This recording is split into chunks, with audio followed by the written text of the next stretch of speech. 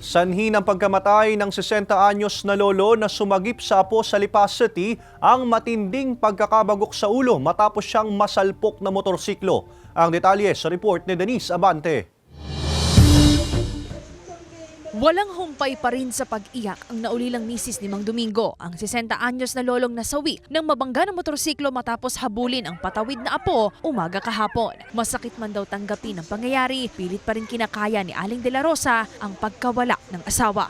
Talagang masakit po sa kalooban na hindi nga po ako makakain. Hindi rin po ako makatulog, ma'am. Malakas-lakas niya, ma'am. Hindi ko po akalain, ma'am. Wala siya sakit.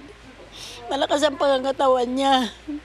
Kaya po masakit para sa akin. Napakasakit po para sa amin ang anak ko. Ayon kay Aling De La Rosa, sinabi raw ng doktor na ang matinding pagkakabagok ng ulo at pinsala sa baga matapos ang pagbangga ang dahilan ng pagkamatay ni Mang Domingo. Ang apo naman ito patuloy pang inoobserbahan sa ospital matapos magtamo rin ng mga sugat at gasgas sa iba't ibang bahagi ng katawan. Hindi na raw sila magsasampa ng reklamo laban sa rider. Nagkaroon na rin sila ng kasunduan hinggil sa insidente. Ang naging ng alaang po namin, ma'am, ay di 70-30. May pamilya din. Kawawa naman po kung halimbawa makukulong.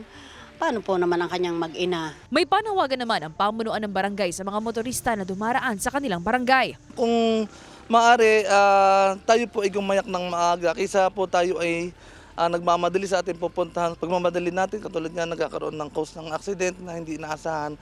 Wala naman may kagustuhan niyan. Dahan-dahan din po, lalo't hindi po ninyo kabisado yung lugar. Dobling pag-iingat. Sinisika pa ng GMA Regional TV Balitang Southern Tagalog na makuhanan ng pahayag ang rider hinggil sa insidente. Kasama si J.R. Manjares, Denise Abante, Balitang Southern Tagalog.